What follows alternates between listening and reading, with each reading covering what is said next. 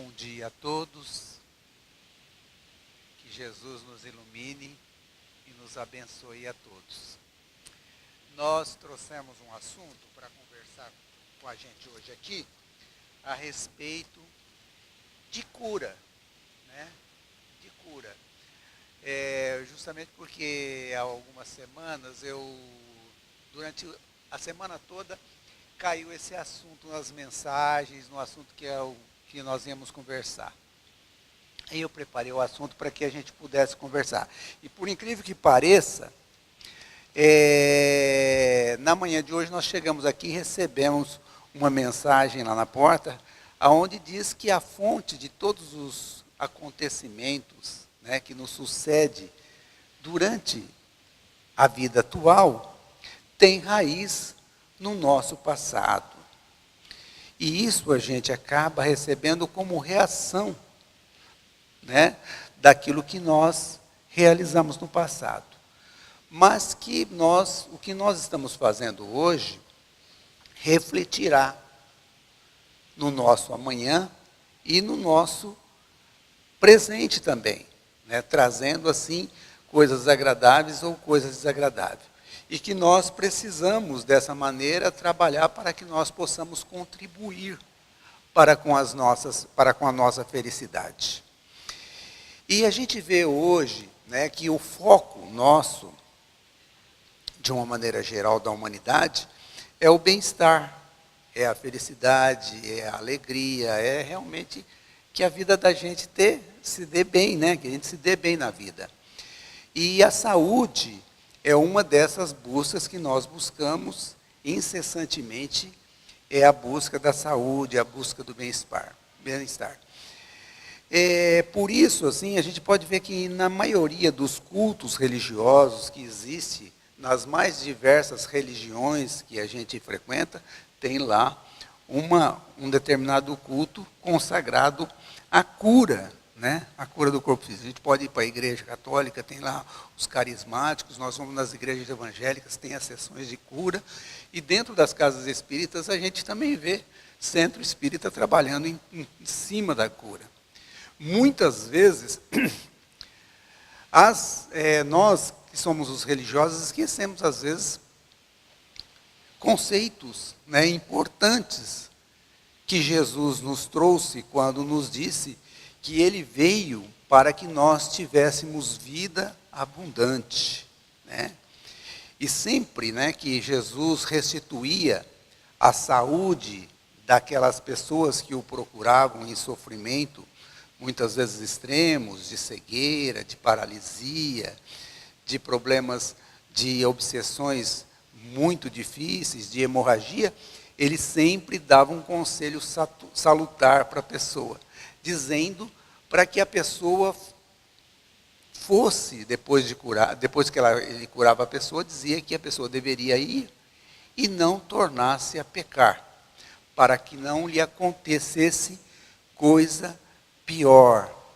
Então, baseado nisso, nós vamos conversar em torno desse tema que é a cura, né? A cura real que nós devemos procurar.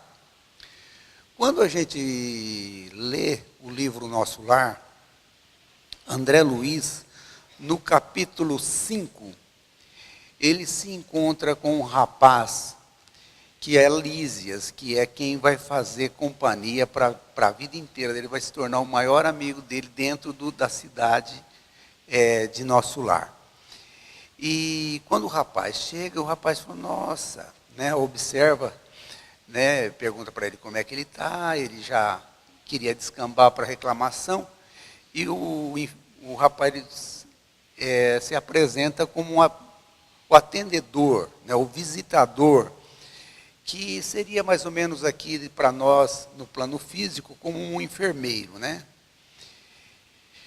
E aí o Lísias faz uma observação, nossa, mas a doença que você tinha, o câncer que você tinha, ele te acompanhou para o mundo espiritual. Ou seja, apesar dele ter tido um câncer no corpo físico, e estar ali com aquela doença e ter sofrido as cirurgias e provavelmente ter tirado o câncer que ele tinha no intestino, mas no mundo espiritual, lá estava ele, no corpo espiritual, com o câncer no corpo espiritual. E o rapaz faz os curativos, passa os lenitivos, faz o tratamento magnético que tem que fazer com ele, e quando ele vai embora, ele faz uma conversa com o André Luiz, ele diz assim, olha, meu amigo, você é uma pessoa que tem grande potencial. Tenho certeza que você será um dos maiores trabalhadores aqui de nosso lar, justamente por causa desse potencial que você tem. Os hospitais, esta casa, os médicos, te trarão um grande alívio para os seus problemas que você carrega no corpo espiritual. Mas a cura, realmente, somente você conseguirá efetuar. Porque as causas das nossas doenças, dos nossos males, se encontram dentro de nós. Puxa vida, né?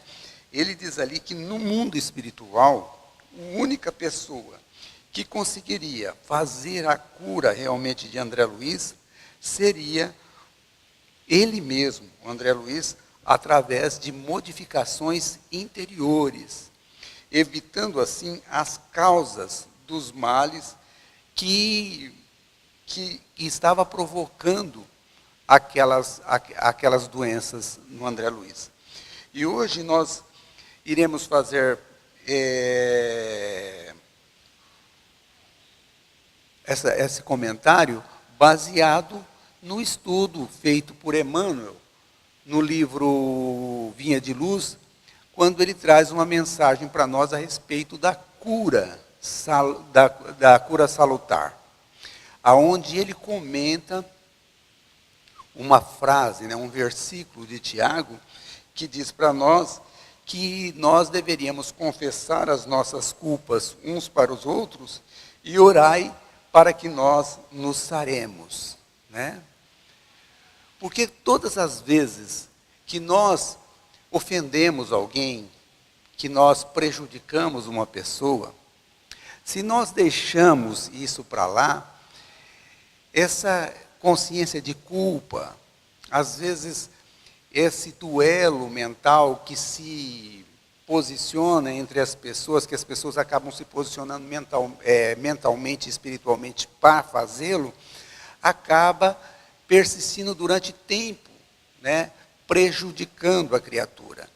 Mas quando nós procuramos o outro, né, seguindo o conselho de Tiago, quando nós procuramos os nossos semelhantes, para um entendimento, para uma conversação, e explicamos ao outro as nossas fraquezas, o motivo pelo qual nos levou àquela agressão, confessando realmente as nossas culpas, confessando os nossos problemas, nós nos livramos de pensamentos que acabam nos adoecendo, de miasmas, né?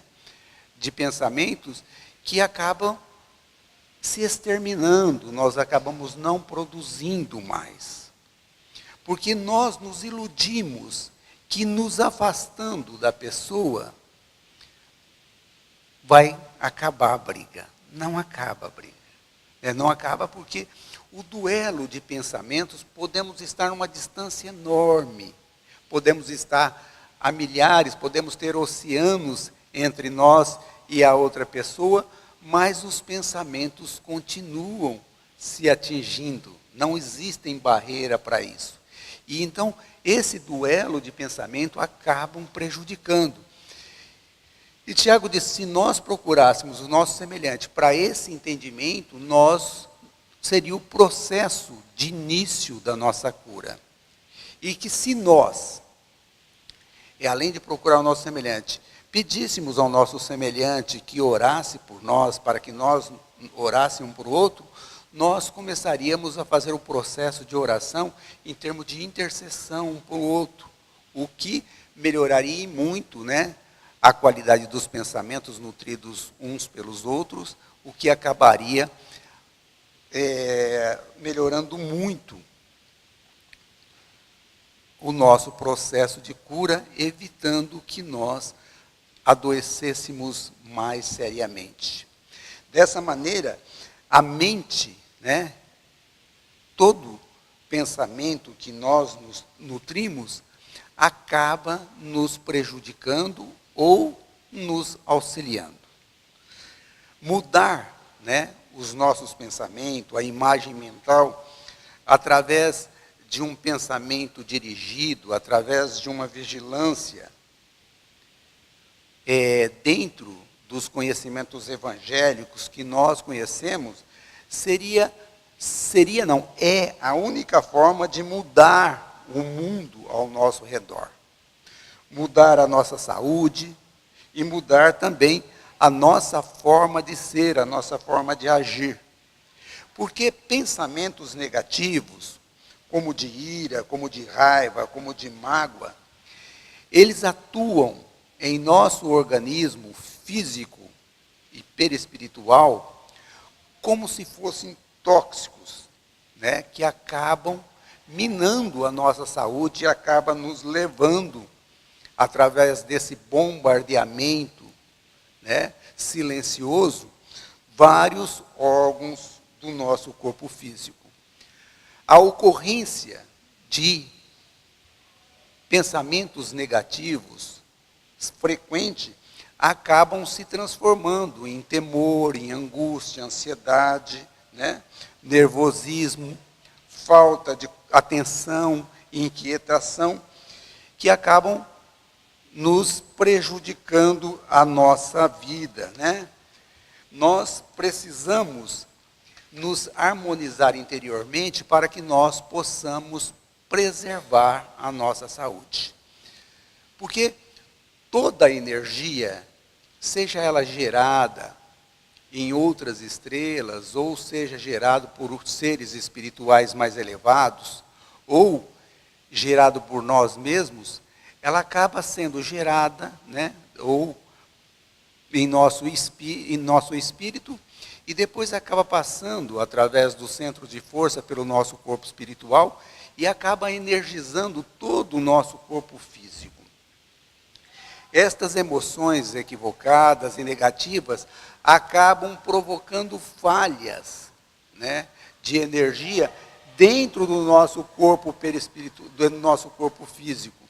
E essa determinada falha no nosso corpo físico, aonde a energia não nutre ali, acaba proporcionando uma fraqueza imunológica, uma deficiência imunológica que vai acabar favorecendo este ou aquele sistema, este ou aquele órgão, a agentes patológicos, né?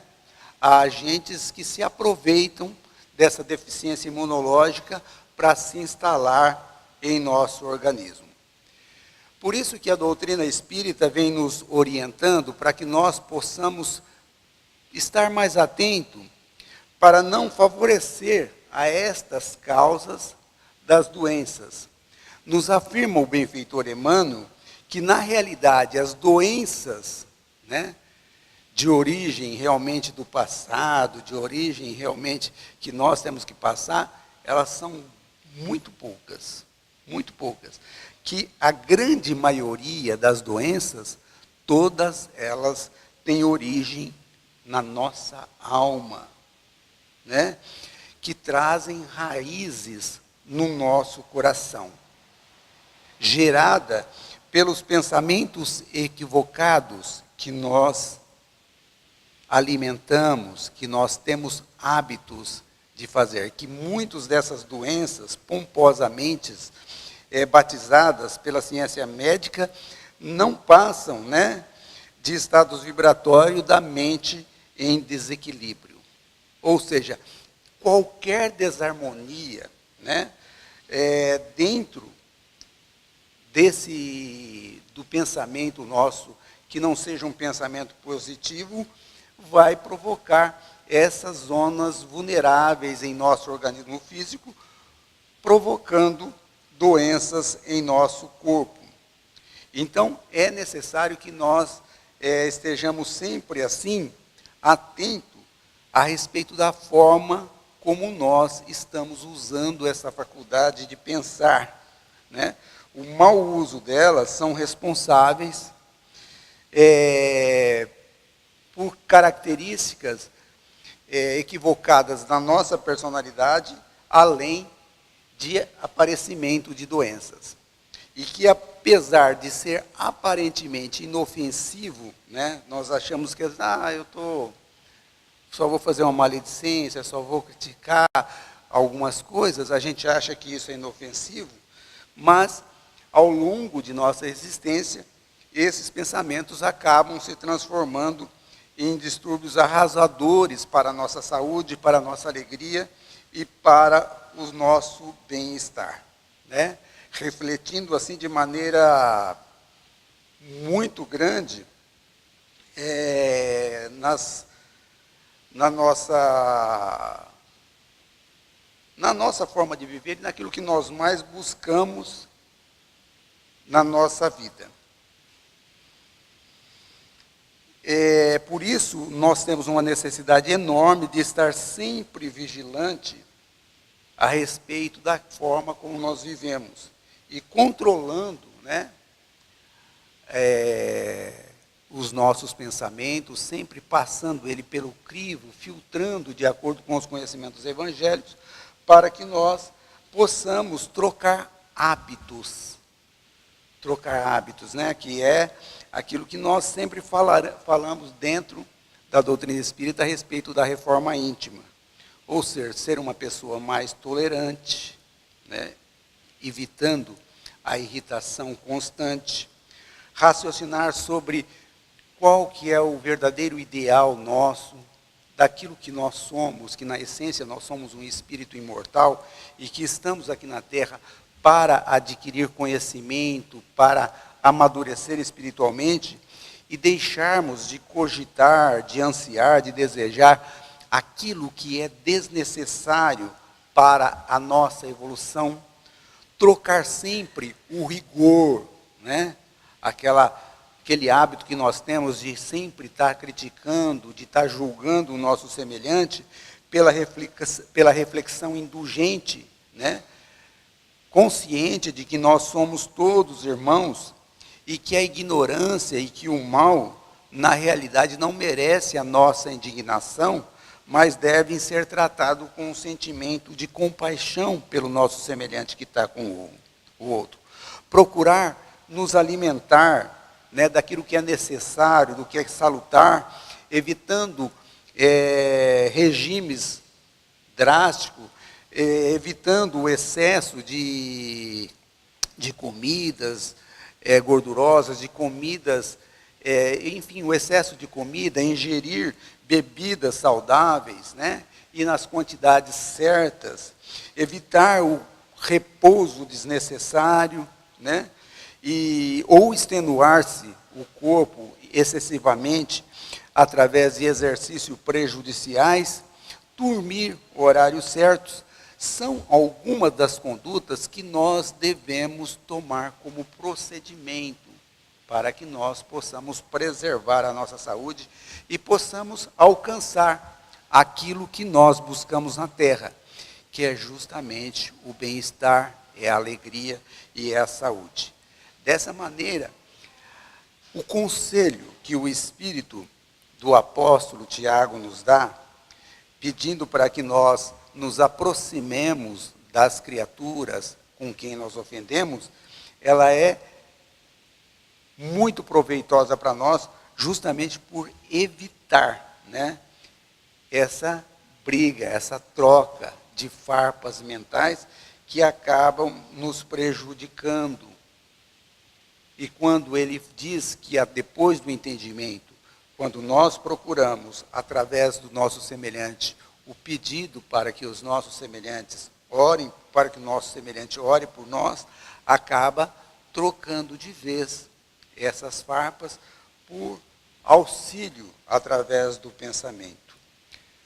Quando nós observamos os conselhos, os conceitos que os espíritos superiores nos passam através das mensagens, através da doutrina, através dos ensinamentos da doutrina espírita, a gente vê que isso coincide muito com os estudos médicos da atualidade, quando eles nos diz que as emoções positivas podem as emoções positivas podem nos auxiliar em muito nos nossos tratamentos, na forma como nós vivemos, na alegria que nós podemos ter da vida. Mas que também as emoções negativas podem atuar no surgimento de doença, podem atuar na nossa infelicidade, nos problemas que nós carregamos, procurando causa, né? Observando, tentando achar aquilo que está causando em nós. Dessa maneira, os médicos têm falado que os maiores causadores de problemas, quais são? A frustração, a ira, a raiva, o ódio. Esses são os maiores vilões nossos. E os seus amigos, né? o melindre, a mágoa, esses daí são.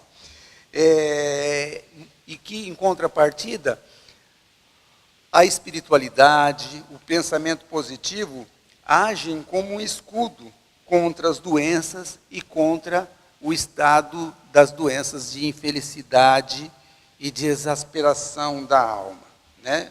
Assim, a gente observa quando nós chegamos no centro espírita, às vezes orientado pelos nossos benfeitores espirituais, ou pelo hábito que a gente tem que vir na casa, às vezes a gente chega, não estamos totalmente equilibrados, né? Viemos com falhas, justamente por causa das emoções, dos sentimentos que nós temos hábitos de alimentar. Mas a partir do momento que nós, chegando no centro espírita, encontramos um ambiente diferente, de fraternidade, de amizade, de sinceridade, de pessoas que buscam todos os mesmos objetivos que nós buscamos, nos abraçamos, conversamos algumas coisas com as pessoas e começamos a nos sentir melhor.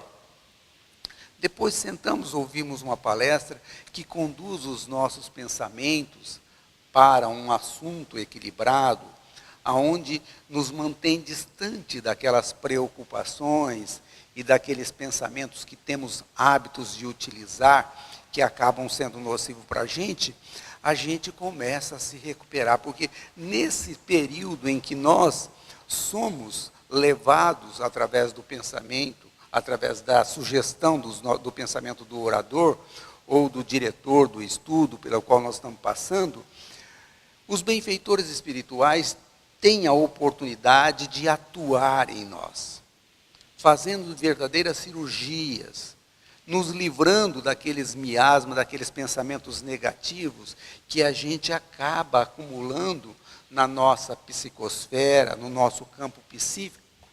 E assim, eles fazem uma limpeza e a gente começa a se sentir bem, né? Depois a gente passa pelo tratamento de passe, água fluida, e a gente sai da casa espírita realmente reformado, né?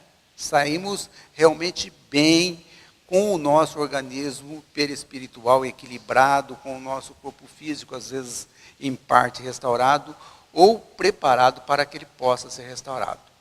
Mas aí nós somos entregues a nós, né? Cada um será responsável pela manutenção da cura lá fora, na nossa vida diária.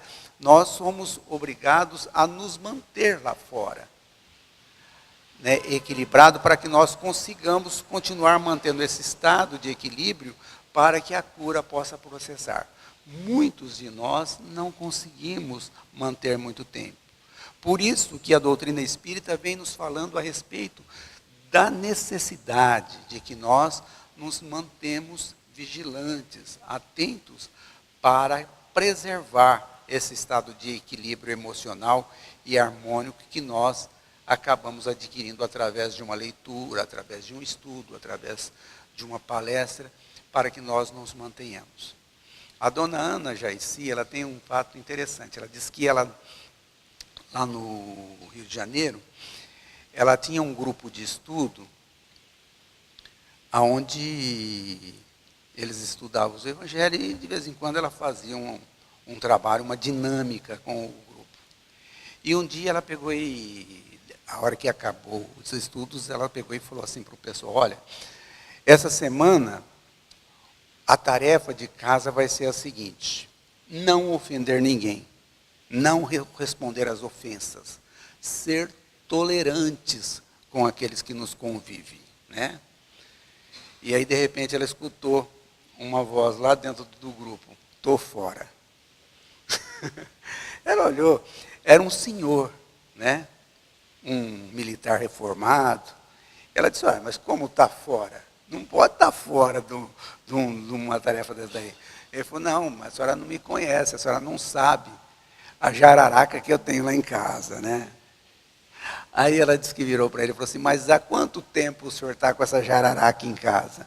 Ele disse, há 25 anos. Ela falou, então o senhor está imune do veneno dessa jararaca. Aí ele disse assim, mas a senhora não conhece como ela é.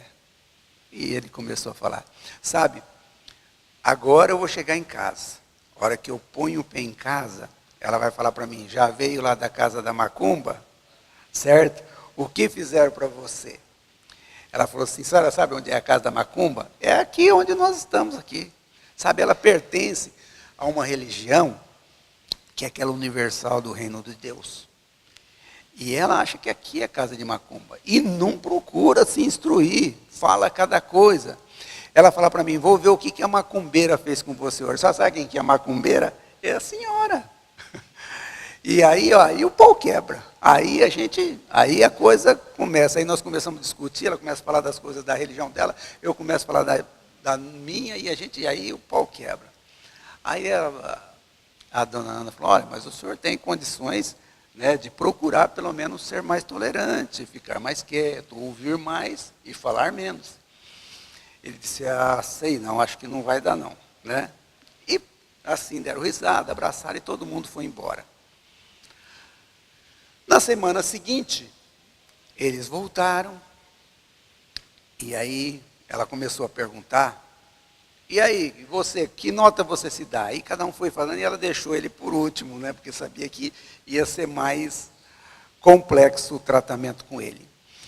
E aí ela pegou, foi perguntar para todo mundo, quando ela chegou para ele, falou, e senhor, quanto que o senhor tirou de nota? Ele falou, poderia dar um 4 para mim. Ela falou, opa, foi bom, como que foi essa semana? Aí ele disse, olha, na segunda-feira, no dia que eu, não foi segunda-feira, no dia que eu saí daqui, que eu cheguei em casa, sabe, o pau comeu, nós brigamos. Mas no dia seguinte eu consegui ficar um pouquinho mais em silêncio. Ela olhou para mim e falou, o que aconteceu com você? O que aquela macumbeira fez com você? Colocou a mão na minha testa para ver se eu estava com febre e eu fiquei quieto, certo? Aí ela pegou, me colocou na cama, me cobriu e assim nós ficamos. Mas acabamos discutindo um pouco. No terceiro dia eu tinha um trabalho aqui com as crianças, né? A gente fazia o trabalho com as crianças. Quando eu cheguei, eu consegui ficar em silêncio. Ela novamente colocou a mão na minha testa, preparou a cama, me fez um chá, e eu deitei e eu fiquei lá, e ela ficou preocupada comigo, fez uma oração ao meu lado, e a gente conseguiu. E assim a gente vem conseguindo, tem dia que eu consigo, tem dia que eu não consigo. Não, a dona Ana falou, nossa senhora, então o senhor pode pelo menos dar uma nota 9 para o senhor, né? Na realidade o senhor foi muito bem. Ele disse, não posso dar uma nota 9 porque eu não falei nada, mas a senhora não sabe o que eu pensei, né? E assim ela disse que continuou, né? Aquilo ali e a vida passou os 30 dias depois daquilo ali. Ele disse que chegou no estudos e disse para ela, olha, tem uma pessoa lá fora que quer falar com a senhora. Ela falou, por favor, vá lá e peça para ela entrar aqui dentro, que eu estou ocupada e eu não vou poder sair lá fora lá para atender ela.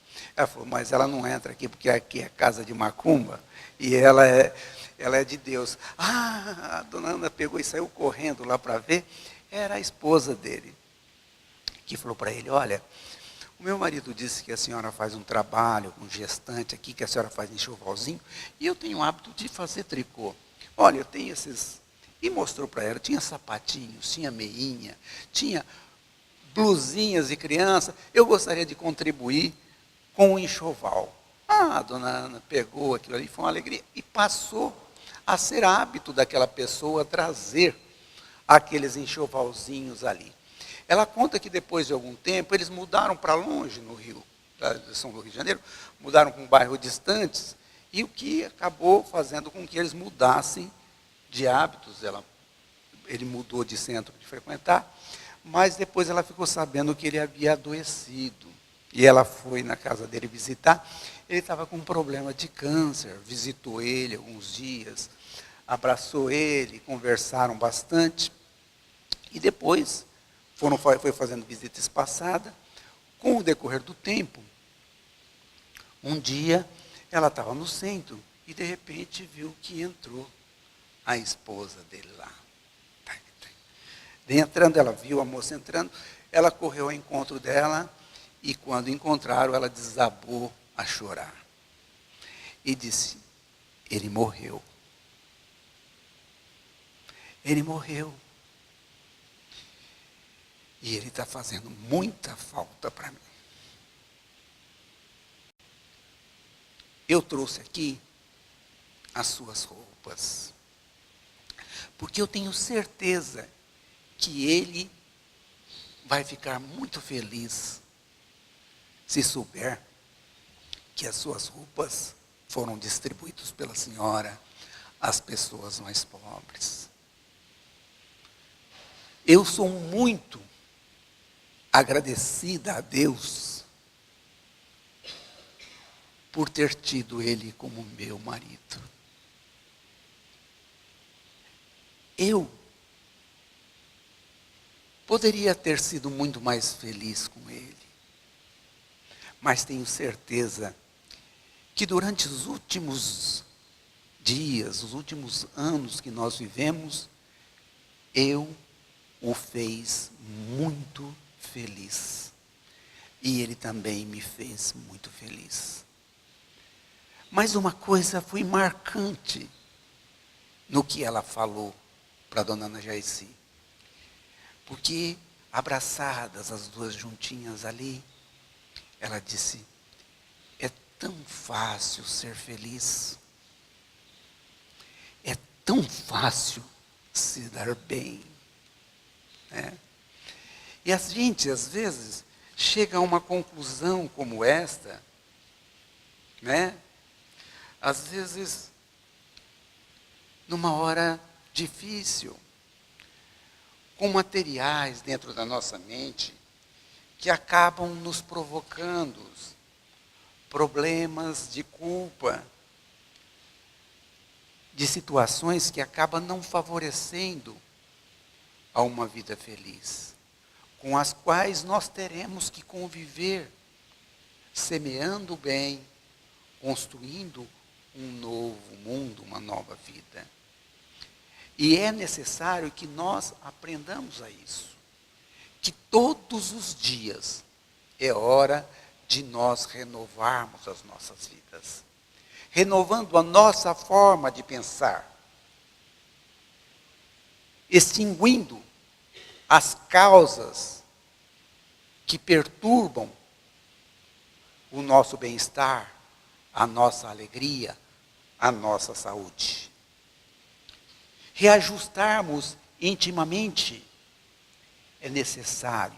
E a única forma de nós nos reajustarmos intimamente é através da forma como nós nos relacionamos uns com os outros, fazendo aos nossos semelhantes aquilo que nós gostaríamos que os outros nos fizessem, amparando, entendendo as outras pessoas, entendendo as suas fraquezas.